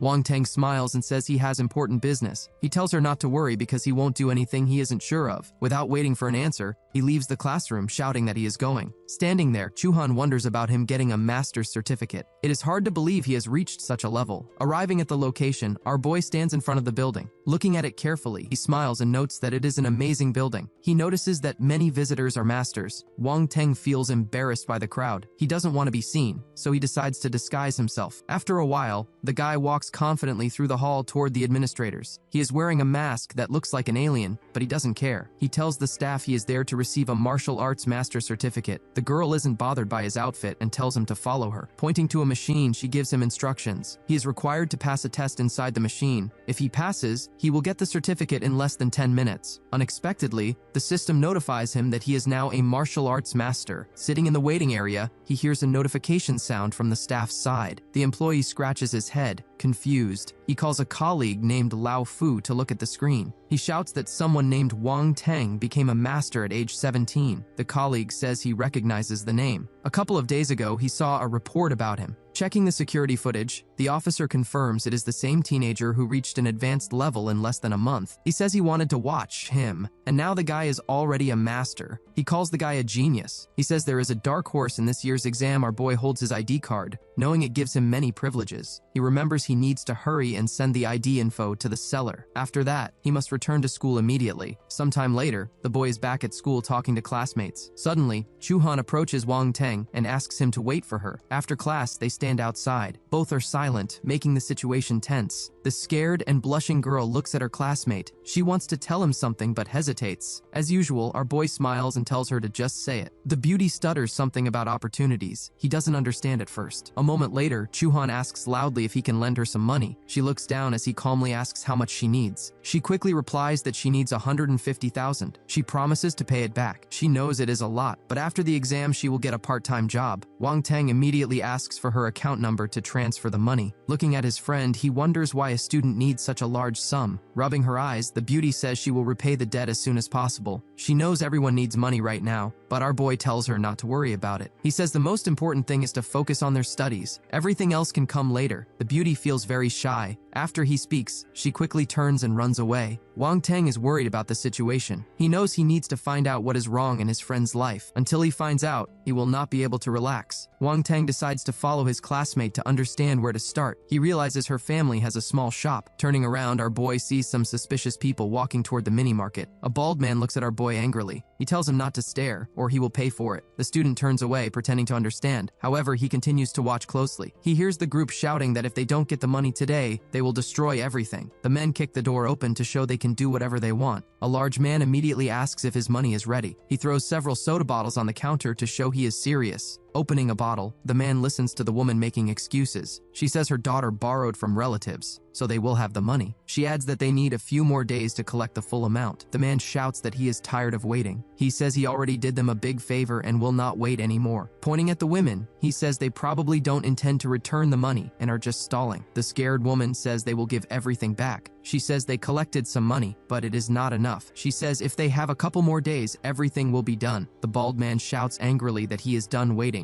If there is no money, he will destroy the store. He tells his group to start breaking everything. Chuhan knows that if the store is destroyed, her parents cannot start over. She shouts for them to stop. She says they will get their debt back because she is ready to give them 150,000 right now. The large man calms down for a moment. He grins and asks where she got so much money. The girl's mother asks her daughter why she is saying that since they don't have the money. Trying to protect her mother, Chuhan says she will transfer the money immediately. She adds that after that, the men must leave and forget about them. The man says they will leave when they get the money. However, he says the debt of 150,000 was from a few days ago. He adds that because of the delay, the amount is now 200,000, and he expects it immediately. The surprised woman asks why the amount changed since no one mentioned extra fees. The angry girl screams that the real criminals are in front of her and she could report them. Folding his arms, the man says he won't bother anyone, but it will be hard for the family to open a store in the future. He feels confident they cannot pay. He raises his hand and says if the girl becomes his girlfriend, he will forgive the debt. Hiding her daughter, the owner shouts that this will never happen. Hearing this, the large man laughs. He says they chose their path. Suddenly, a voice from behind asks what the man is doing. Chuhan knows it is her friend, but she wonders why he is there. The boss looks at the confident teenager. He asks his group if this is the curious boy from earlier. He says the savior has arrived, hinting that the boy is weak and alone. But Wang Tung says calmly that he is not there to save beauty. He says he just wants to clean up the city and get rid of bad people. The large man orders his guys to defeat the boy, so he remembers it forever. For a moment, no one moves. As he blocks a hit, our boy advises the men to be careful and not damage the store. A couple of minutes later, the opponents are thrown into different corners of the room. Wang Teng finishes dealing with another guy. The gang leader watches in shock. He can't believe it. Dragging one opponent, Wang Teng tells the boss they should go outside to finish this. To show what he can do, he throws one of the guys to the ground. The leader orders two of his men to attack the boy at the same time since he is alone, but Wang Teng is amused. He thinks this is a good workout to warm up. A second later, he easily hits his opponents. Seeing his guys defeated quickly, the large man watches our boy with anger. As he tries to leave, the man says this isn't the end and they will meet again. The student doesn't let him leave so easily. He reaches into his backpack. Realizing there is no point in chasing him, he throws a heavy stone at the man. The man falls to the ground. Our boy walks up to him and says there is no need to use bad words. Wang Teng thinks to himself about how even ordinary people leave behind skill bubbles. Out loud, he tells the man to hand over the contract immediately. With a shaking hand, the man holds out the paper and says it is the contract. Approaching his friend, the guy loudly tells the girl to read the document carefully to see if everything is written correctly. He notes that the family borrowed 100,000, but for some reason, the man is demanding twice as much. He says that stealing money seems easier for them than earning it. A moment later, our boy adds that the large man should be careful. He hints that he should follow the news, especially the story about what happened to the bank robbers. Bowing to Wang Teng, the bald man says he admits his mistake and asks for forgiveness. The surprised beauty thanks her friend for his help, but she asks what he is doing in this part of the city. Wang Teng asks if she would believe him if he said he followed her. Chuhan turns away coldly and says she won't talk to him anymore. She goes to check on her mother. Our boy doesn't want to leave it like that, so he goes inside the store. The woman sincerely thanks her daughter's classmate for his help and invites him to stay for dinner. Chuhan tries to say he is just a boy who sits at her desk, so there is no point in him staying. A minute later, the woman says her daughter took their savior to the apartment on the second floor while she prepares food. The guy doesn't know where the girl's father is, and he finds it strange that he didn't protect the family. He asks about it. The beauty says calmly that he will meet him. Opening the door, Chuhan tells her father she is back. The man lying on the sofa seems to be sleeping or unconscious. Wang Teng looks at him in surprise and asks what happened. His classmate explains that her father used to be a martial arts master. When he returned from the Xingwu continent, he lost his legs and his spirit was broken. The boy thinks to himself that he never realized the world of martial arts was so dangerous. He asks why she continues to study martial arts and wants to take the exam after what happened to her father. Suddenly, the beauty becomes angry. She says she wants revenge because her father's partner said their rivals set a trap for him. The guy asks why his colleagues aren't helping. She explains they are busy fighting on the continent and can't return. She adds that her younger sister recently fell ill, so her mother had no choice but to borrow money. Wang Teng is surprised that his classmate has a sister. Stopping at the door, the beauty sighs and explains that they don't know what the sickness is, which is the main problem. She knocks on the door and tells her little sister that a friend has come with her. When the door opens, Wang Teng is surprised by what he sees. At that moment, a voice in his head warns him to stand back. His classmate also reminds him not to get close. While the girl talks to Chusia, the guy wonders how an ordinary person can create so many skill bubbles. He hopes it has nothing to do with her illness. Some force draws him to the bubbles. He notices with horror that one of the bubbles is filled with the power of poison. This is extremely strange. To make sure no one notices, Wang Teng turns away. He wonders where this girl got a connection to toxic substances. Chuhan asks why he is sweating. He jokes that it is because he is standing next to her. Chusia asks who Wang Teng is. He is happy he managed to absorb the skill without being caught. The girl introduces him as a friend. Our boy realizes this girl can't go outside. He assumes she has the poison of the demonic lotus, a rare condition that doctors can't fix. This means Chusia is full of poisonous power, which is why her sister warned him. Suddenly, the girl asks if this young man is her sister's boyfriend. The two immediately deny it, saying it isn't true. Seeing his friend is worried, Wang Teng points it out, but she says it was just a joke. Wang Teng wants to know more, so he slowly approaches the little girl. She looks at him in surprise and asks if he is afraid of her like everyone else. The hero asks quietly why he should be afraid. Chusia says everyone should be afraid because even the air around her is dangerous. The guy ignores this and walks close to the girl. He pats her head and asks if he looks hurt. The surprised girl realizes he is fine and wonders how it is possible. Wang Teng doesn't want to reveal his secret, so he jokes that he loves drinking berry tea, which makes his immunity strong. He tells the surprised girl to touch him if she doesn't believe him. He extends his hand to prove his words. The girl thinks to herself that nothing bad is happening. She is surprised by the feeling. The sticky, dangerous air around her seems to disappear. She looks at him carefully, seemingly understanding who he is. Wang Teng signals her not to speak about it. Chuhan suddenly says that if he knows anything, she hopes he will tell them because it is important. Our boy can't say everything yet. Turning around, he says there is no need to worry. If he finds a solution, he will let them know. Realizing her sister is worried, Chusia asks her not to make life difficult for our boy. Approaching her sister, the red-haired beauty explains there is no need to worry. She says her participation in the martial arts exam is approved, so she will soon become a master and find a cure for the disease. But these words do not inspire the little girl. She states that their mother forbade her from doing such things. Looking at his screen, Wang Teng thinks he didn't expect to receive the power of poison. He realizes he can use it in future battles. He knows poisoning an enemy before they are ready is unfair, but he has no choice. After some time, the women see the guy off, telling him he can visit any time. Standing outside, our boy decides to figure out the rest of his skills. He decides his shooting isn't going well, so he needs to go to the shooting range to find better skill bubbles. The next day, Wang Teng goes to the range as planned. Watching the crowd, he hears a man praising another's skill. The stranger denies it, saying he is just being flattered. Our boy notices many bubbles nearby and decides this guy actually has talent, even if he hides it. However, our boy gets distracted when someone starts talking about a legendary shot that changed direction. That sounds amazing to our boy. The man continues, saying it is a pity the shooter was too arrogant. He fell for a trick and used his best skill to defeat the girl he loved the most. Wang Teng asks what happened next. They say the guy had a nervous breakdown and is now being treated in a hospital on the edge of the city. Finishing the story, the stranger sighs heavily. Our boy decides he absolutely has to visit that place. Entering the hospital, Wang Teng notices a doctor on duty. He knows he needs to distract him to get inside. Just then, the doctor stands up, saying he hears strange sounds. Our boy, standing behind him, whispers something and uses a skill. A moment later, the doctor is lying on the floor. Our boy knows he won't have any problems with this man. He puts the doctor on the sofa, takes his coat, and grabs a bunch of keys. Wang Teng has a clear goal. He knows that once he achieves it, he will leave immediately. Entering one of the rooms, he sees many skill bubbles. This is a big discovery, as he didn't know people with mental trauma could leave such things. A patient notices the fake doctor and asks if he knows him. Without waiting for an answer, he jumps up and claims to be the creator of this world. As he leaves, the guy asks with irritation if it is time to take his pills. A few minutes later, Wang Teng opens the next door, but he hears strange voices inside. Wang Teng stands in the hallway for a while. He tells himself the shooter is nowhere to be seen. There is only one room left, so the mysterious man must be there. Opening the door, our boy sees a man sitting with his eyes closed. He looks ordinary, but it is unclear if he is sleeping or thinking. Coming closer, Wang Teng is surprised. He realizes this stranger has strong energy and many bubbles around him. This must be the shooter he wanted to find. Suddenly, the patient speaks to him sternly. He says the boy became a martial arts master at such an early age. Our boy is surprised and asks how the man knows. Pointing his finger, the patient replies that he simply felt it. He adds that he used to be a master too. A moment later, the man changes the subject. He says he hasn't smoked in a long time and asks if the boy has a cigarette. Wang Teng is surprised because he recently took a pack from his father. He hands it to the man. They look at each other in silence. Suddenly, the man hands our boy a flash drive and says this is why he came. Turning away, he says the guy can go now because he wants to sleep. He asks our boy to turn off the light. The surprised schoolboy doesn't know what to say, so he agrees. Standing in the corridor, Wang Teng can't believe a stranger gave him such a valuable thing. A minute later, he checks his screen and sees he earned 55 soul points in the hospital. Despite the bonus, he doesn't like this place. He decides to go home and check the flash drive. Inside the room, the man laughs softly and says a big surprise awaits the boy. Arriving home, our boy goes to his computer to check the drive. A moment later, he hears strange sounds coming from the video. He is confused. The video features a beautiful young woman. At first, he is confused, but he watches a little longer. He wonders why there is so much time left on the progress bar. Then, Wang Teng learns that shooting kung fu is a combination of martial arts and technology. It is a unique ability that includes physical fitness, shooting skills, and swordsmanship. The guy realizes the skill has changed, but he needs to figure out how to master it. He decides to start by getting some runic bullets. But first, the martial arts exam is on the schedule. A few days later, the news reports that there are only 2 days left until the college entrance exams start. The media wishes good luck to all the students. Wang Teng's father wants to cheer up his son. He says that if necessary, he can take the exam again next year so the boy shouldn't worry. Our boy's mother also wants to encourage him. However, she asks Wang Teng not to embarrass himself. She says if he does, they will be ashamed to look people in the eye. The father adds that this is an important stage in a young man's life. He says if our boy fails the exam, the whole family will believe he is not meant to be a martial arts master. Our boy closes his eyes and asks his parents if they really don't believe in him. He thinks to himself that a huge surprise awaits everyone when he takes the test. A couple of hours later, the teacher tells the students in the classroom to keep their participation cards with them. He says they cannot let years of study go to waste because of a small mistake. After this, the man says everyone on the list will receive cards and passes. He calls Chuhan first. The teacher explains that their class president is also participating in the martial arts exam. He says she is beautiful and very skilled. Suddenly, everyone hears the teacher call Wang Teng's name. He tells him to come and pick up his pass. Many students look at each other. They find it hard to believe that this guy decided to participate. One guy says Wang Teng is from a wealthy family and probably has connections, so he doesn't have to worry. Wang Teng doesn't care what anyone says about him. He knows that when his turn comes, everyone will be shocked by his skills. Only our boy's friends support him. He thinks they should give it their all and show their best side. Our boy remembers how his parents looked at him in surprise when he first told them he signed up. His father explained that the exam is not just fun. He said it is a real conflict, and our boy hasn't been training for very long. The mother didn't want to be strict, so she gently asked her son not to play with his life. Smiling, Wang Teng happily announced that if he doesn't pass the mid-level test, he won't have to participate in any fights. Outside, there are buses parked. The kids find it hard to believe these are the buses for the exam participants. The father tells his son to be careful. Wang Teng notes that it is time to go since no one will wait. The man adds that safety comes first. He says if it doesn't work out now, they will return next year. As he watches Wang Tang leave, the father hopes the boy will gain strength. Approaching Chuhan, our boy asks if she was waiting for him. The embarrassed beauty doesn't know what to answer. She timidly says she wasn't expecting him personally. To end the awkward moment, she walks onto the bus and tells Wang Tang to follow her. As our boy moves through the city, he realizes this is not the road to the martial arts center where he usually trains. It seems their skills will be tested somewhere else. One of the boys points at our boy and asks if they are students from Huiying Private High School. Someone replies that their school is also good, and the time will come to show what they can do. One of the guards looks into the distance and says on the radio that the supervision department has arrived. Our boy wants to know who they are. The girl explains that there used to be cheating in martial arts exams, but this department stopped it. Realizing there is nothing to fear, Wang Tang proudly says he will go first. He adds that they will meet after the exams. Some time passes, and a man calls out the name of a student. He tells him he has excellent results and can move on. After this, the teacher approaches another young man but says his level is too low, so he is denied. The stranger doesn't like this. He shouts that the computer made a mistake since he is an active martial arts master. He says it should be checked. The security guards immediately restrain him. The teacher says they are continuing so they don't delay the others. The guys in the crowd ask for a little time to prepare since they are tired. At this moment, a man approaches Master Fu and Chairman Chin. He asks how many promising fighters there are this year. After thinking, Wang Tang in glasses says he doesn't know the exact number. However, he says there is one nugget who could become an excellent warrior. The man thinks it is a joke, but the employee tells him to look at the 8th group. He adds that today is just a test, but the kid is capable of entering a top school. Suddenly, our boy hears a voice asking him to come closer for the test. A moment later, Wang Tang delivers a powerful blow to the target. He does it perfectly. After that, he starts running so fast that it is impossible to follow him. A few seconds later, Wang Tang is standing in a special circle waiting for instructions. The astonished lecturer reads the document and can't believe it. However, he proudly says these results allow the boy to go further. The astonished inspector asks if it is true that all 3 tests showed amazing results. He hints that the equipment might be broken. The other guys are sure our boy is cheating, but they are told this can't be true since the supervision department checks everyone. However, the person announcing the results still thinks something is suspicious. However, a moment later, the man in the earpiece announces there is no mistake. He tells the lecturer he can confidently announce the results. He announces that Wang Tang, who had already walked away, will move on. He achieved the highest score, which surprises everyone. Approaching his friend, the guy asks her to tell him he is irresistible for doing something like that. Smiling, the beauty says that contrary to her expectations, he actually showed his best side. In response, Chuhan explains her results weren't as impressive as his. She adds that she didn't prepare very well, but she still passed everything. The two are chatting so nicely that they don't notice someone standing behind them. Li Cheng doesn't want to approach them, but he thinks he has to surpass this upstart, who thinks he is better than everyone else. Suddenly, Li Cheng throws a bottle onto the floor with all his might and starts shouting curses. He tells himself it is because of Wang Tang that he is acting so strangely. A young man standing nearby asks calmly what Wang Tang has to do with Li's problems. The girl standing next to Wang Tang decides to change the subject. She suggests her friend call his family, who are probably worried. Putting his hand in his pocket, our boy says that is a great idea. Before he can speak, his mother starts asking when he will return home. She says she prepared a lot of food and doesn't want it to get cold. She thoughtfully adds that even if he fails the exam, they are mentally prepared. They just want him to come home and start training hard. Wang Tang knows the speech has gone on too long. He quickly informs his family that he passed the skills test. The woman seems happy, but she honestly admits she thought he would be rejected. A moment later, she asks her son again if he is telling the truth or just joking. After hearing confirmation, the woman hugs her husband, shouting that Wang Tang achieved what he wanted. The man notes that he is ready for this, so he can go on his business trip the next day with peace of mind. Wang Tang adds that they were probably worried about him, so the next time they come home, he will treat them to a delicious dinner. The father hangs up and shouts jokingly that this means he will be fed dog food, leftovers, or bad food again. Later, standing in the gym, Yang Jian says our boy is very stubborn because he doesn't want to show off. He adds that Wang Tang talks very little about himself. The student doesn't argue. He simply asks if Yang Jian's father still works in the education department. If so, could he find out what the martial arts exam involves? Wang Tang looks at Chuhan and explains he can't help because the association deliberately changes the exam location every year. Suddenly, the school director approaches the boys. He addresses Wang Tang, saying he is a talented young man with a special body structure. The guy immediately asks if the director has any unusual martial arts to teach him, adding that once he masters them, He can save the world. Laughing, the man says our boy is not only strong but also has a great sense of humor. The director explains their incentive system for martial arts students. If a student makes the top 50, they receive a stone to start. If they make the top 3, they get a bottle of panacea, a cure-all medicine. The first place winner receives all the previous awards, plus a mystical prize that won't disappoint. Our boy realizes he doesn't really need it, but he says he will try his best not to let the school down. Sitting on the bus, Wang Teng watches in surprise as they arrive at their destination. He thinks it looks like an ordinary barracks and had no idea they would stay in such a place. An employee says the students have to spend the night there, but the exam won't be held at that location. He adds that they must follow several rules. After some time, our boy and Yang Jian are talking when someone calls out to Wang Teng. Yang Jian approaches the man and asks his uncle why he is there. The man notes he doesn't need his nephew, but rather Wang Teng. Answering our boy's question, Uncle Lu explains he isn't the one looking for him. Someone else wants to meet our boy. He suggests they move away from the crowd. Taking Wang Teng to the chief, the man says he brought the boy mentioned earlier. A dark-haired man sitting in a chair speaks kindly to our boy, saying he is glad to see him. The guy thinks to himself that this is the head of the education department. Out loud, he kindly asks why a humble student like him is in this office. The boss assumes Wang Teng is a martial arts master, but Mr. Lu, standing next to him, can't believe it is possible. Laughing, Wang Teng explains the department head is probably joking since he is just an ordinary student. He thinks to himself that he hasn't given himself away, so no one should guess the truth. The man says sternly that it doesn't matter if the boy admits it or not. He hopes Wang Teng will show his best side in the upcoming exam. Pointing to the table, the chief says Wang Teng must release his real power. He offers a bone on the table, saying it is now his to take. The frightened Mr. Lu immediately says that only the strongest star beasts have this bone, as it is the most important part of their body. Wang Teng thinks to himself that he heard there is a special power inside the star bone that can be added to weapons. Realizing he needs to play along, Wang Teng asks the boss why he is giving him such a precious thing. The boss honestly says it is for the student's advancement. He sees great potential in him and hopes Wang Teng will help his own career advancement. Looking closely at the man, our boy thinks this old fox is straightforward. A star bone is certainly good, but he could get into trouble if his real strength is revealed. In a stern tone, the boss says he knows what the boy is thinking. He gives him one piece of advice. A master must fight to reach the top. A master needs resources, and these are achieved through persistent struggle with others. By hiding his strength, Wang Teng is acting like a coward who refuses resources. He warns that he can't hide forever. Hearing this, Wang Teng thinks it is true. All the masters he met before fought each other for resources, and now they are forcing him to fight too. The man continues to say that the student has huge potential. However, without the right mindset, he fears the boy's path will be short. He adds that he should forget they ever had this meeting. As he leaves, our boy wants to be polite, so he says he is going. The boss thinks to himself that this kid is too cunning and didn't fall for the bait. As if reading the man's thoughts, the guy says at the entrance that such tricks won't work on him. But despite this, he accepts the deal. The man asks if Wang Teng is playing games with him. Wang Teng timidly replies that he wouldn't dare. He adds that they should continue. When he mentions the star bone, he falls silent. The irritated leader says the exam hasn't even started yet, but the student wants to secure the item now. He adds that with this attitude, he will definitely go far, but Wang Teng objects immediately. He says the man could change his mind at any moment and refuse to give up the item later. Putting a paper on the table, the boss says in that case, it is best to sign a contract. The next day, the kids stand outside and watch the airships in the sky. It is interesting that they have runes painted on them. One of the commanders greets the students. He wishes them success in the combat skills test and, most importantly, that they all return safely. The man announces that everyone should board because they are leaving soon for the exam site. Sitting in the chair, Yang Jian says this is the famous flying boat that uses original force. The runes are used for movement, and the original force powers it. Our boy asks if this is similar to cars and airplanes running on original force. Wang Teng says he heard the technology for these airships came from another country. At that moment, a bag falls on the guy's head. Wang Teng jokes that the student has been studying for so long but is still an amateur. Chuhan wants to keep the conversation going. She asks if it is true that other countries have similar technology. Yang Jian explains sadly that access to information from other countries is limited. However, if they become martial arts masters, they might have a chance to go there. Wang Teng asks why the girl didn't know this. She explains her father never discussed it when she was a child. After something bad happened to him, no one brought up the topic again. Our boy sitting in the corner thinks these two have secrets he didn't know about. Looking out the window, the boys shout loudly. They never imagined they would be tested on an island. As the students exit the airship, the commanders shout that they will give everyone protective gear and weapons. The inspection will begin in a couple of hours. Approaching one of the commanders, our boy says he brought his own weapon. He asks if he can use it after inspection. The man states that if it passes the check, it is allowed. He notices the guy has a good case. He notes that it is a 1-star runic weapon.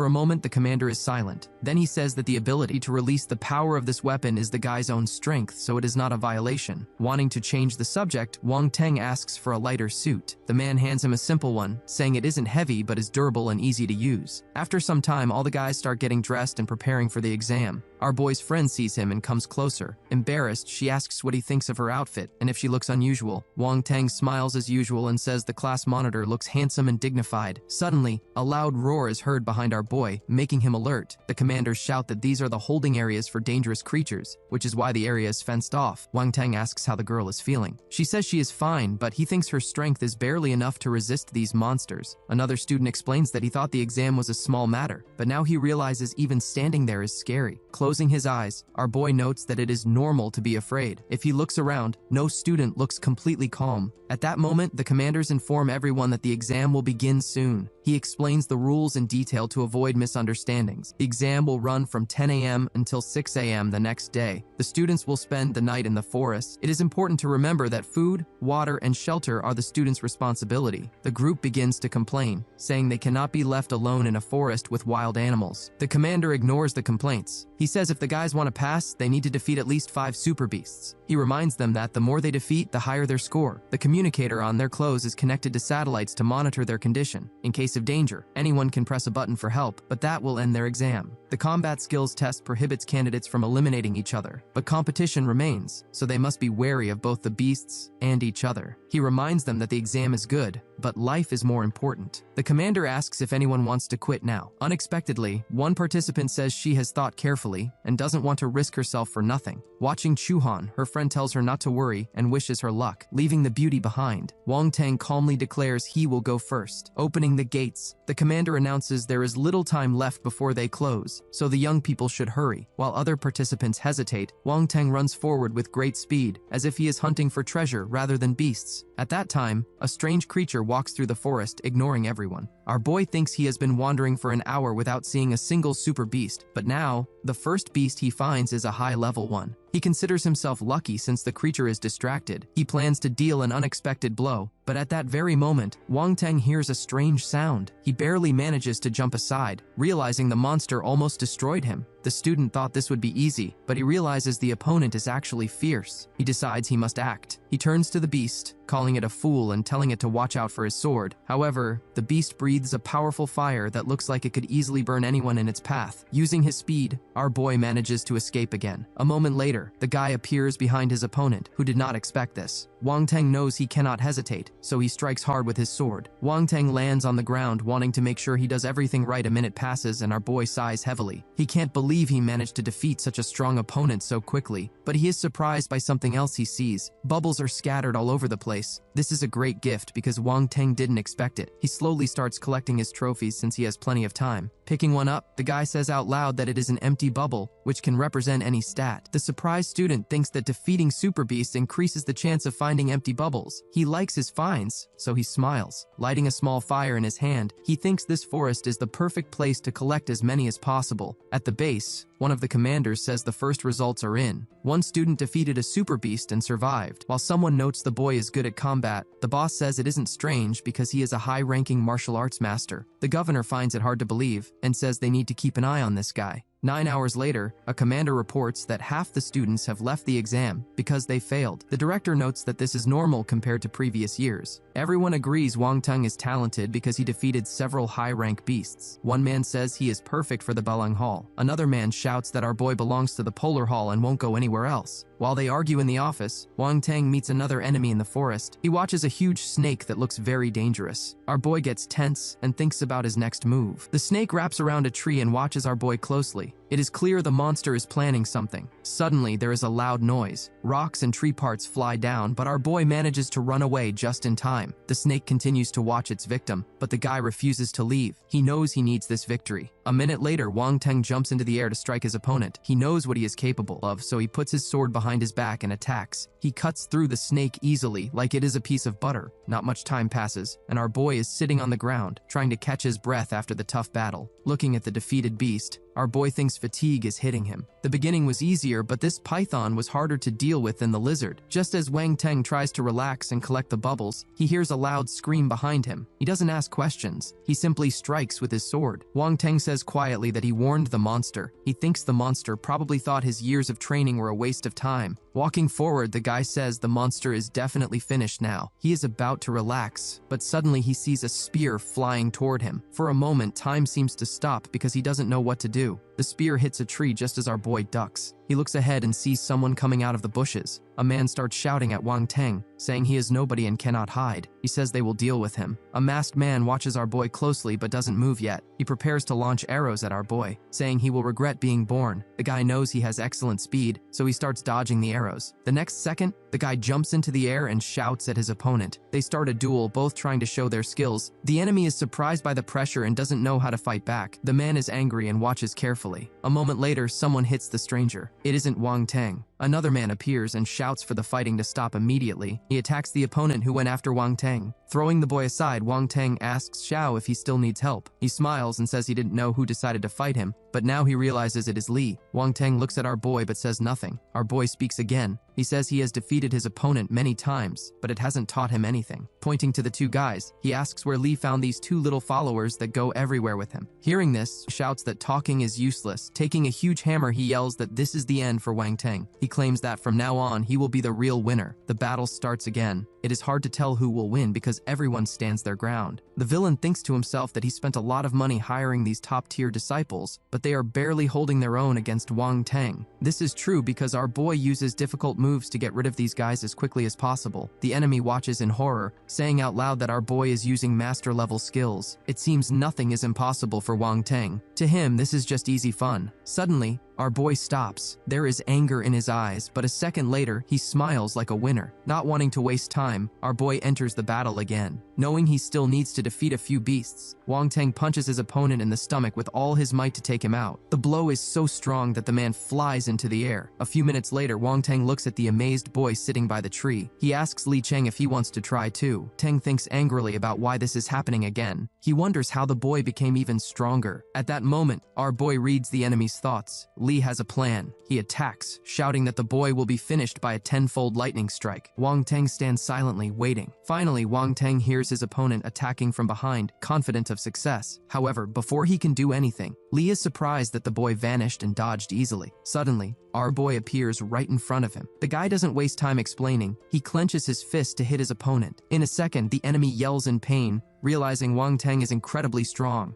The man falls to the ground with Wang Teng standing over him, clearly showing he is better. Wanting to catch his breath, Wang Teng holds his sword and watches the guy who bragged about defeating everyone. The enemy gets up with a friend's help, coughing and watching our boy in surprise. He looks at our boy with hate, thinking it is impossible for a child to have such strength. Wang Teng looks at the man silently. He is watching the bubbles near the enemy, but he doesn't chase them. He knows they are useless. But a moment later, something behind him catches his attention. Our boy slowly turns his head. Wang Teng looks closely at a pink ball. He is surprised that weapon skills can drop from a fight with people. Smiling, he decides he could have another battle with this villain to collect as many skills as possible. Hitting the guy, our boy says he will shake everything out of him since he attacked from behind. The other two guys watching shrink back. They don't know what will happen to them after seeing how Wang Teng handled the boss. One boy says Wang Teng is too tough, so it is best to leave quickly and hide in the forest. They watch him closely for a moment before trying to go. However, their plans fail because our boy turns around and looks at them. Backing away and stumbling, the guys say they have nothing to give. They admit defeat and say it is better for them to go their own way. Hearing them ask him not to do anything stupid, our boy says there is no need to be afraid because he is just an ordinary student. After defeating them, our boy hopes they will drop skill bubbles, but for some reason, they don't. Wang Teng turns to leave, but he hears a sound behind him. One of the boys presses the red rescue button on his bracelet. The system announces that the participant gave up and rescuers are coming. The guy stops for a moment. He knows it is getting dark. Visibility is worse at night, but there are more super beasts in the forest. This increases his chances. His goal isn't just to pass the exam, but to collect as many useful bubbles as possible. Jumping from a branch, our boy rushes toward a pack of wolves waiting below. He trained all day, so handling these creatures is no problem. He fights the wolves automatically, realizing they are easy prey. A few minutes later, the task is done. Looking at his screen, Wang Teng is happy he got 16 experience points. Suddenly, his leg gives way, and he feels a strange shaking beneath him. In a moment, the ground starts to crack rapidly. This is not a good sign. A nearby volcano makes strange sounds and shoots powerful flames into the night sky. Our boy, being at the other end of the forest, can't see this and doesn't understand what is happening. Chuhan, who is in a cave, doesn't understand either. She thinks an earthquake started and she needs to hide. She is confused because she knows she can't leave since the exam is still going on. The other participants in the forest are confused and don't understand what is happening. Some think the animals have gone wild. The staff watching from the office knows there is a dormant volcano on the island, and they realize an anomaly has caused it to wake up. One of the leaders says they cannot rule out danger. He says they must stop the exam immediately and send people to ensure the students' safety. The commanders realize the situation is serious and go to carry out the order. A minute later, the students hear warnings that the volcano has erupted and the exam is over. They are told to head to the exits immediately. The scared students start screaming and getting angry that no one warned them earlier. The boys run around in confusion. Many are so panicked, they forget where to go. With a heavy sigh, a manager turns to a group of high-level fighters in colorful suits and says it is up to them now. The group looks at him silently. At that moment, the students hear a terrible roar nearby. The scared students don't know if they are running from lava or wild animals. While some run away, others shout for them to wait, saying they have a better chance of surviving together. Wang Teng climbs the highest tree to see what is happening. Our boy sees the volcano releasing a lot of fire. He doesn't know exactly why. He worries about Chuhan, who should be in the forest. Suddenly, his thoughts are interrupted. He sees 3 people heading quickly toward the volcano. He wonders who they are and how they can withstand the heat. Jumping from the tree, Wang Teng assumes they are instructors sent to protect the participants and investigate the volcano. He decides to follow them to see what they do. He notices one fighter controls water perfectly. Another man has great control over fire. The third man controls nature, making trees and flowers obey him. Hiding behind a tree, our boy sees an explosion that sends stones flying. He says quietly that their power is incredible. He is also surprised by the number of skill bubbles scattered on the ground. Wang Teng thinks that if he follows them and collects bubbles, it would be a good opportunity. He realizes they are trying to get inside the volcano. However, he is scared because volcanoes are unpredictable. The power of the volcano could get worse. With a heavy sigh, Wang Teng makes a decision. He knows his life is in danger. He is just a student and cannot fight nature. He decides he needs to leave as soon as possible. Our boy stands up to leave, but he feels something hard under his foot. He picks it up and his eyes widen in fear. It is Chuhan's exam pass, but she is nowhere to be seen. Our boy knows he searched a lot of the forest while following the fighters, but he didn't see any students. He hoped she had run to the exit, but now he feels something is wrong. He doesn't know where she was hunting, so he assumes she might be near the volcano. He starts running, trying to convince himself she is okay, but he needs to check. Thanks to his speed, Wang Teng arrives quickly. He uses his special vision skill to see better. He feels the strong power of fire coming from the area. As he moves closer, it gets hotter. He thinks there must be something strange in the cave. Suddenly, he hears unusual sounds ahead. He hopes his friend isn't there because if she ran into the super beasts, there would be no way to escape. He is angry at the examiners for sending students to such a dangerous place. He realizes this is very serious. Inside the cave, strange lizard-like creatures are crawling around. They don't seem afraid of the fire. They seem to enjoy it. These creatures are likely descendants of salamanders. The animals become wary because they sense something. Our boy appears at the entrance but doesn't move yet. Peeking around the corner, our boy is frustrated because he sees super beasts hiding there, but the girl is nowhere to be found, which scares him even more. He worries that his friend might have been eaten. But the next moment, something strange happens. A powerful whirlwind starts swirling below. Wang Teng sees the fighters he was watching earlier. One of them shouts for Lin Dong, asking where he is. The wounded guy replies that the situation is hard, but he is fine. The man shouts that the venom of the volcanic salamander is very strong, so they need to be careful. The group is prepared, but they hesitate to make a big move. Our boy watches but knows he cannot interfere yet. Creating a stone shield, the fighters try to defend themselves from the monster, which is shooting fire at them. The salamander looked terrifying and did everything it could to make the people leave immediately. It seemed the beast was going to burn everything in its path. At that moment, one of the guys said with relief that it was good their stone defense held up against the powerful attack. However, suddenly, the stranger's eyes widened in horror. A moment later, the salamander struck the stone with its tail. The force was so great that the stone shattered into tiny pieces. While the girl fought off another beast, she asked Lin Dong how he was feeling. There was no answer, which worried her. The salamander realized it had the advantage. It began to spew fire furiously to force the uninvited guests out of their shelter. The girl, who had used water and ice for protection, started cursing. She realized the situation was getting out of control. They were in serious danger. She shouted to her friends that they needed to retreat quickly. She explained that it was hard to handle two volcanic salamanders and they couldn't hold them back for long. Turning around, her friend said with horror that the animals had blocked the only exit. They couldn't escape. Watching closely, Wang Tung thought that these beasts were working together and the warriors might be defeated at any moment. A moment later, the salamander waved its tail again. One of the young men asked Li Quan what to do. Lost in thought, the girl said they had only one choice: to fight to the end. She hoped help would come soon. If not, the rescuers would only find them gone. Suddenly, Lin Dong said they had to fight because there was no other choice. Seeing he looked unwell, the blonde asked what was wrong. He said he would try to hold on. However, watching the animals rage, the guy said he probably wouldn't last. The salamanders didn't plan to stop. They tried to surround the team from different sides to leave them no choice. Li Quan used her remaining strength to resist the animal, trying to protect herself and her friends. For a moment, she succeeded, but the salamanders didn't back down. Instead, they attacked even more actively. Our boy watched the group and was very worried. He understood that with such pressure, the young rescuers wouldn't be able to leave the cave. Gritting his teeth, Wang Teng told himself it wouldn't end like this. He couldn't just stand there and watch. The next second, the salamander gathered strength and began to spew even more powerful fire. At this moment, Lin Dong thought desperately that he couldn't hold back the beasts anymore. However, something unusual happened. The guy turned his head. The rest of the team did the same, and were surprised to see the salamanders looking in the opposite direction. It seemed like the moment of salvation they had been waiting for. But instead of running, the boys stood still, trying to understand what happened. One of the guys shouted that now they could attack the animals while their backs were turned. The blonde shouted joyfully that help had finally arrived. She said they would deal with these predators quickly. She said she could handle one animal herself, but left the stronger one to the young men. The boys shouted that it was time to attack together. Fighting the salamander, our boy said the beast had incredible strength. It was very difficult to handle alone. Wang Teng knew the battle was tough, but he wouldn't let the beast escape. He prepared a powerful blow to finish the opponent so he could find his friend. He summoned an ice fist to help himself, designed to deal maximum damage. At that moment, the blonde heard a loud roar. She shouted to the guys to hurry because the cave could collapse. One young man who controlled nature immediately used a trick with vines. It was hard to see exactly what he did, but the beast began to squirm. The battle continued, becoming more intense every minute, but the heroes didn't give up. Realizing their lives were at stake, the girl moved forward. She was no longer defending herself, but attacking. It was clear one of the salamanders was almost finished. The guy slammed his hand on the stone, showing he would continue to fight until they won. A moment later, everyone noticed a flame. It cut the stone where the beast was standing. One of the young men trying to catch his breath said they finished one animal, though it wasn't easy, but they didn't know where the other one was since they weren't watching everything. At that moment, the blonde saw a stranger standing near the second salamander. Wang Teng thought with joy that he had defeated the beast, although it was difficult. His endurance and surprise attacks helped, along with his use of fire and water elements. Looking at the screen, the guy saw he used many bubbles he collected earlier to defeat the beast. He wanted to study other stats, but he heard someone call him. Tang wanted to praise our boy, but he stopped when he saw our boy was wearing a candidate's uniform. Pointing to our boy, the savior asked if Wang Teng really defeated the terrible beast alone. Our boy had nothing to hide, so he calmly said he fought the salamander and won. Our boy thought to himself that the boys were just as scared as he was, even if they didn't show it. Looking around, he was glad to see a large number of bubbles falling. He checked the board and saw they were attributes of the wood and water elements. Our boy smiled. This was a great bonus because usually other elements dropped. Now he had a wide choice. The girl watches the stranger carefully and asks if he is really a master. She doubts that he could handle the super beast alone, but he confirms that he managed to do it. Realizing that Chuhen is still missing, our boy asks if the boys saw a girl with long hair nearby. After thinking for a moment, the blonde says they didn't see anyone. Wang Teng is a little upset. He thinks he wasted his time checking this cave. He knows his friend wouldn't overestimate her strength. Suddenly, Wang Teng says the earthquake was caused by the two animals, so everything is fine now and he can leave. However, one of the guys asks him to wait. The rescuer explains that the body of the volcanic salamander our boy destroyed has valuable resources. It might even contain a star core, which belongs to the one who defeated the beast according to the rules. The student asks if the star beast he destroyed counts. Another young man crosses his arms and explains that without Wang Teng's help, they would have been in big trouble. So, the trophy belongs to our boy. Our boy is pleased that these people are honest. He smiles sincerely and says he will accept the gift. A few seconds later, he goes to the salamander to look for something. He pulls out a ball and asks if it is the star core. The guys approach him and say he is very lucky because such trophies are rare. They add that they have defeated similar animals before but never found one. Laughing, our boy jokes that it is because he is handsome. One of the guys jokes back that it is a pity they aren't like him. Suddenly, a large group of people interrupts the conversation. The rescuers have arrived to sort everything out. Wang Tang looks at the new arrivals with fear. The girl looks at the chief warden standing next to her. She thinks he has frightening energy. At that moment, our boy thinks that if he hadn't studied martial arts, he never would have met such a high-ranking person. Unexpectedly, the man speaks to our boy. He says he watched him closely during the exam and was pleasantly surprised. The guy says quietly that he is just being flattered. The leader continues, saying the guys stopped the volcanic eruption by defeating 2-star beasts. This action will be recorded in their service history. A minute later, staff members ran to the chief warden. They report that all candidates are safe, but unfortunately, there were some casualties. The warden asks Li Quan if she defeated the star beast. The girl does not explain exactly. They handled one monster together, which fell into the lava, but Wang Tung defeated the second one. The employees shout that there must be a mistake. They ask how an ordinary schoolboy could defeat a volcanic salamander. Wang Teng feels awkward, even though he saved himself and helped others. The blonde proudly says she always tells the truth. She explains that the wounds on the beast show a natural force different from theirs. The employees check to confirm the story. One person starts to say there is only one kind of power, but then stops. He adds that there is also the power of the ice element. Our boy doesn't understand what is wrong, thinking maybe it is just rare. The supervisor interrupts. He says he is glad there are students with hybrid power attributes in this group. He adds that this year, Donghai will be impressive. After this, people start offering the boy spots at their gyms with good conditions. However, one young man shouts that they are being dishonest. He reminds them that Wang Teng is training at the Polar Star Hall. While the warden continues talking, everyone decides it is time to leave the cave. After some time, the guys return to the tent city in the forest. Our boy walks around slowly and doesn't talk to anyone. Suddenly, he hears his name. Chuhan stands in front of him, smiling shyly. He asks how she is. She replies she is fine, but notes his clothes are damaged. He remembers searching for her and asks if she lost anything recently. Chuhan stutters and says she doesn't remember. Taking a document from his pocket, the student says the class monitor is amazing for losing her exam pass without noticing. The beauty blushes. Then he asks why she went to the volcano. He says she should know it is dangerous. The girl explains she tracked down 5 animals and went to the mountain to hide. Our boy thinks the animals were probably afraid to go up the mountain because of the salamanders. The girl seems to read his thoughts about how she defeated the animals alone. She asks why he doesn't believe her. She laughs and says thanks to her years of study and practice, she managed to defeat 5 super beasts using herbs. Our boy says kindly that an ordinary person definitely couldn't do that. He adds that she is worthy of the class monitor and decides to call her Genius Lin from now on. After a while, the guys are sitting in the tent discussing everything that happened during the day. A scared classmate shouts that the results might not count because of the accident during the exam. However, our boy thinks for a moment and explains that the evaluation ended before the chaos started. So, this situation definitely won't affect the results. He adds that they shouldn't forget the main point of the martial arts exam. At that moment, the girl tells everyone that no matter what happened, the results will stand. One guy mentions that he failed to defeat his 5th beast before the eruption, but he managed to save a candidate instead. He adds that he was praised by one of the martial arts hall owners. Suddenly, the loudspeakers ask everyone to gather on the platform. Our boys don't know what to expect, but they follow instructions. Despite the late hour, the chief supervisor of Donghai stands on the stage to explain the situation. The students don't listen to his speech. Instead, they start shouting questions about the exam and the victims. The man doesn't like this disrespect. He shouts loudly for everyone to be quiet. He states that the accident was unfortunate and the families of the fallen candidates will receive compensation. However, he warns them that the path of a master is much more difficult and dangerous than this exam. He says they shouldn't just focus on combat skills. The world of warriors is cruel. He announces that those who fought during the Super Beast invasion will receive extra points. He officially ends the exam and tells everyone to prepare to go home. The next day, the boys are on the airship finding their seats. Yang Jian calculates that our boy defeated 30 super beasts, 3 high level and 4 medium level. He says this is very impressive. A friend sitting nearby praises our boy, saying he did something incredible. He jokes that the class monitor probably wants to hear praise too. The embarrassed girl jumps up and shouts that she doesn't want to hear that. Wang Teng doesn't understand why she is so nervous. He says there is nothing unusual about it. The friend continues to talk about his comrade's amazing abilities. Hearing the numbers, the class president says their classmate must be making it up. She thinks he is strong, but not that strong. Wang Teng throws up his hands and says he told the truth, but no one believes him. He thinks to himself that if he told them about the star beast, their heads would explode. Zhao Wu, who hears the conversation, starts laughing. He says our boy is deceiving everyone about the number of animals. Wang Teng looks at where the heckler is sitting, but doesn't argue yet. The guys continued to laugh, saying even strong students struggled, so a newbie couldn't do it. Zhao Wu says he wanted to compare himself to our boy, but now realizes the guy just invented stories. They stand up and tell him to behave with dignity for their school. Everyone starts laughing again, treating it like a game. A girl tries to stop them, but the guy says it's just a joke. Chuhan steps in, saying this conversation has nothing to do with Zhao Wu. An argument starts between the bullies and our boy's friends. Walking closer to the class monitor, Wang Teng says she misunderstood him. He claims he isn't jealous. He thinks to himself that she is beautiful, and this is his chance to get close. He says out loud that he has no bad intentions and hopes Wang Teng stops making up stories. The class monitor stays silent but thinks they are hypocrites. A moment later, Yan Ping introduces himself as a student of Hui Ying School and a high-ranking master. He asks to exchange contact info with the girl. Wang Teng stands up. For a few seconds, he just stands there. Suddenly, he turns around and asks if they have lost their minds. Everyone senses his enormous power and strength. Our boy stomps his foot so everyone can hear. Addressing the heckler, our boy says he heard he wanted a fight. Suddenly, Zhao Wu falls and finds himself kneeling in front of Wang Teng. Our boy angrily says the guy dared to ask his friend for her number, hinting that he is overestimating himself. Scared, Yan Ping tries to explain that his friend was just acting out of justice and suggests they talk. Wang Teng laughs as if he understands. Then, he kicks his opponent sharply. He says he doesn't want to talk to them now. It is clear Wang Teng is angry, and the opponents realize they shouldn't have upset him. A moment later, he turns to the other young man who was laughing earlier. The boy tries to speak, but Wang Teng hits him immediately, sending him flying to the other side of the cabin. Approaching the opponents, our boy calmly says all problems are solved. He tells the class monitor they should return to their seats because they are landing soon. The surprised students decide it is better not to make this man angry. And with that, this episode ends. Like and subscribe for the next part.